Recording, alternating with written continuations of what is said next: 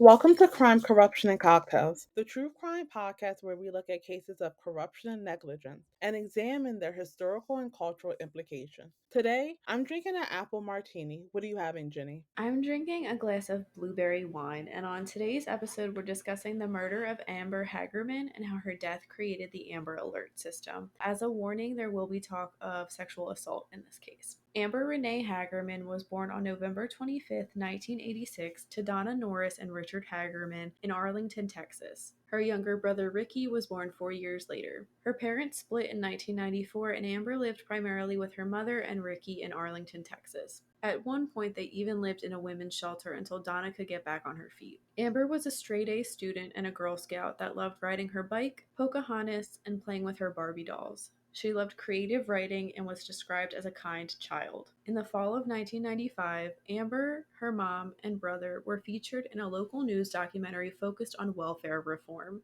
Journalist Pam Curry and her crew spent weeks with the family for the segment and grew very close with them. They captured loving moments between the family, like dinners and Amber's ninth birthday party. During the filming, Amber even showed off her school awards and photos. The documentary showcased how Donna, Amber, and Ricky were a strong family unit that relied on one another. On January 13th, 1996, 9-year-old Amber and 5-year-old Ricky were at their grandparents' house when they decided they wanted to ride their bikes. According to Donna, she told the siblings to stay together, only ride around the block a few times, and come right back. Donna remembers Amber saying, quote unquote, "Okay, mommy, I love you," before they went for their ride. Amber and Ricky rode to a nearby abandoned grocery store and rode their bikes around the parking lot and on the building's delivery ramp. At some point, Ricky decided he wanted to go home, but Amber didn't. So Ricky went back to their grandparents' home without his sister. When he returned, their grandfather, Jimmy Whitson, asked where Amber was. Ricky said he had left her at the grocery store, and Whitson asked him to go back and get her.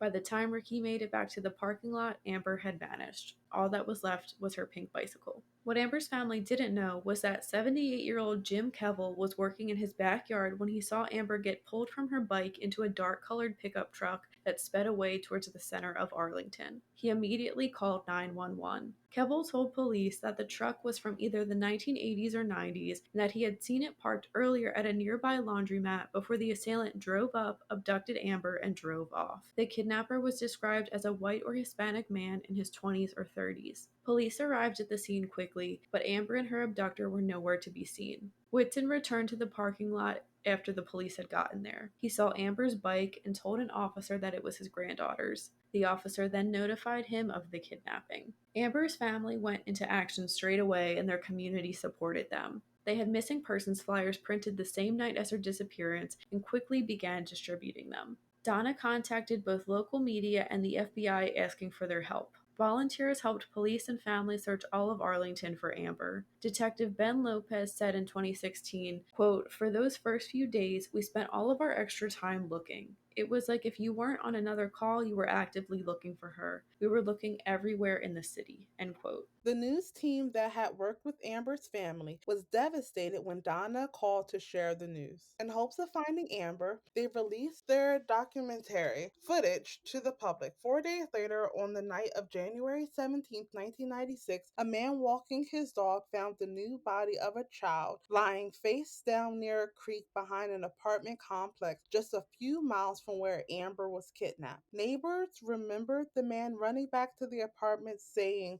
quote, "I think it's that girl Amber," end quote. Pam Curry and a cameraman were allowed into Amber's home and they anxiously waited for 6 hours alongside Amber's family for confirmation that the child was indeed Amber. Unfortunately, fingerprints confirmed that it was Amber and that she had been murdered. Her official cause of death was listed as cut wounds to the throat. Her body was cut so badly that Donna was discouraged from seeing her. The coroner determined that Amber was kept alive for at least 48 hours after her abduction and that she was sexually assaulted multiple times. Amber's family was heartbroken and in disbelief, and the news crew continued to follow their journey. Police were now on the hunt for a murderer. A thunderstorm had come in the night before Amber was found, which likely destroyed any physical evidence on Amber's body and the surrounding area. Authorities released a psychological profile of Amber's killer. He was believed to be at least 25 and lived or worked near the area where Amber was abducted.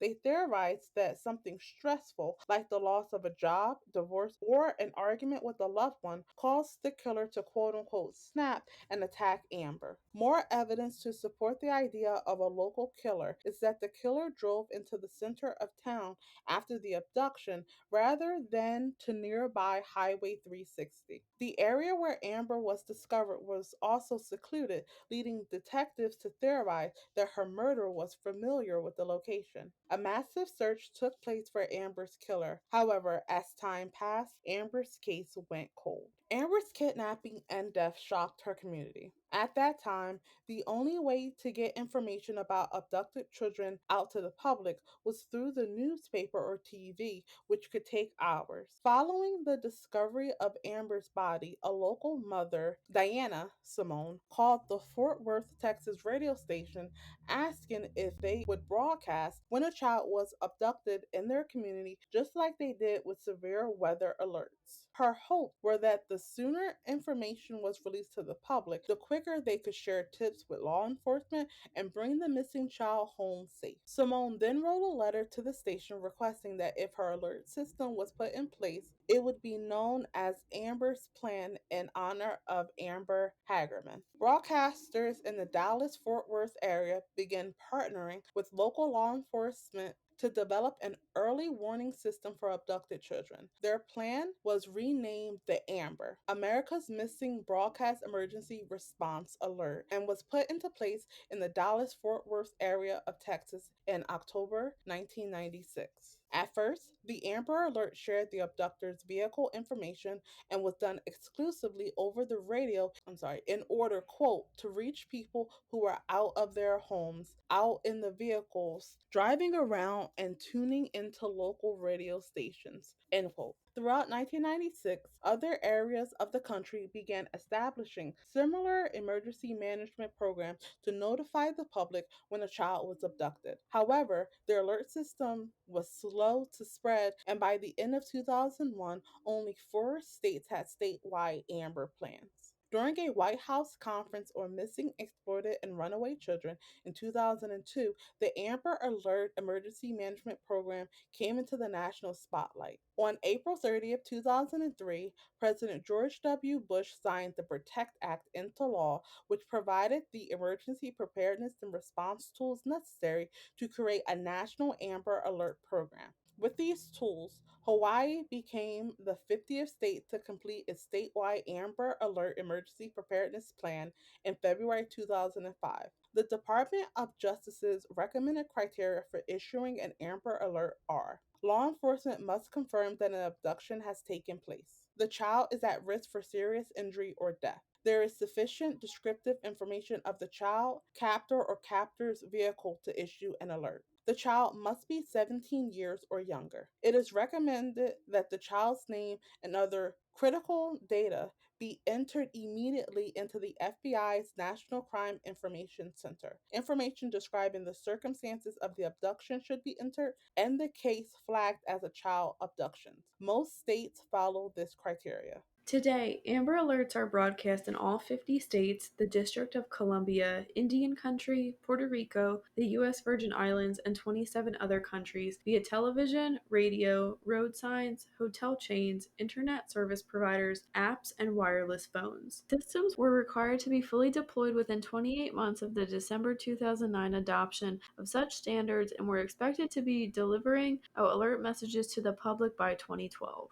One of the biggest updates to the Amber Alert system was the onset of the Wireless Emergency Alerts program. This allowed the public to instantly access information and photos of the abducted child, suspect, and vehicle right on their phones. As of November 24, 2021, 1,085 children were rescued specifically because of Amber Alerts, and 97 children have been rescued because of wireless emergency alerts. Donna Norris is incredibly proud of her daughter's legacy and has fought for legislative change to further protect children from sexual predators. Donna and Richard testified before Congress in order for the nationwide sex offender database and registry to be formed and helped get the legislation passed in May 1996. They were present when then President Clinton signed the bill into law and were mentioned by him during the press conference. Donna has since earned awards for her advocacy work. She, Ricky, and the rest of her family are still hoping Amber will receive justice. Amber's case has received over 7,000 tips, but is still unsolved 26 years later. Potential suspects in her murder have included Terapon Adhan, a convicted sex offender who admitted to abducting and killing Amber years after her murder.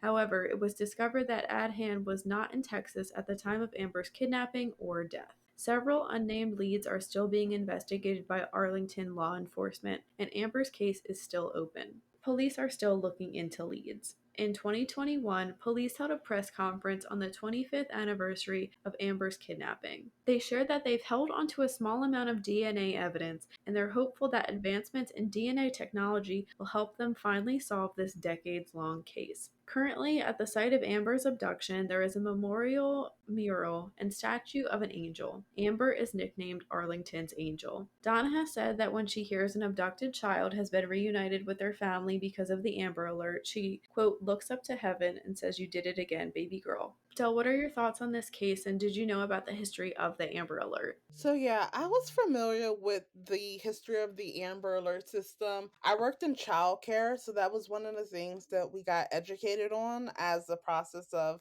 licensing and stuff like that. I think this case is one of the saddest cases. We talked about this beforehand about how disturbing it is and how we just feel for her family and everything that they had to go through. And I think that it's really special that the Amber Alert system has helped so many children be reunited with their families. I think it's one of those things where something positive came out of a heinous crime and a disgusting set of circumstances. What about you? I also was familiar with the Amber Alert and how it got its name, but as I was doing research, I watched a lot of news clips, and so many people in the comments had no idea who Amber was and why it was named the Amber Alert. Some people thought it was like amber, like the color, which I thought was really interesting. I was familiar with that, but hearing that it wasn't like effective everywhere in the US until 2005 was really like shocking to me. I guess I wouldn't have known offhand that Amber was kidnapped in 1996. I thought maybe it was like the 80s, early 90s, but that was kind of surprising. I think if you bring this up to most people, like, oh yeah, the girl who was kidnapped and now we have the Amber Alert, I think a lot of people would probably think her case was solved. So that's really shocking that it's not. And it's really sad. Police have information that they're not going to share with the public, but there was really like no theories, no evidence. This person got very lucky.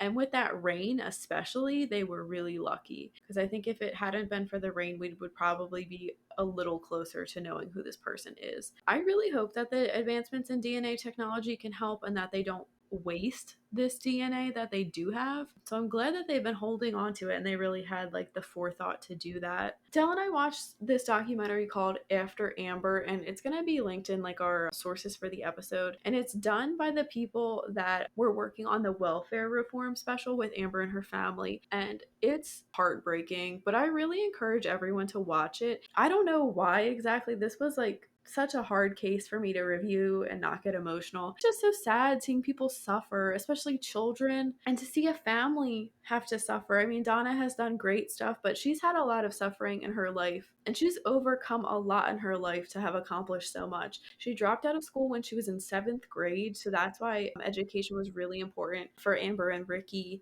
She worked so hard to protect other children after her own daughter died. And she's had a lot of loss in her life. Her second husband died around the same time as her father, and then not long after that, her older sister passed away too. So a lot of loss and a lot that this woman has overcome. She really reminds me of Noreen Gosh. I know we're big fans of her on this podcast, and I think we can add Donna to this list too. And I really, really hope she sees justice for her daughter sooner rather than later. Del, do you think Amber's case will ever be solved?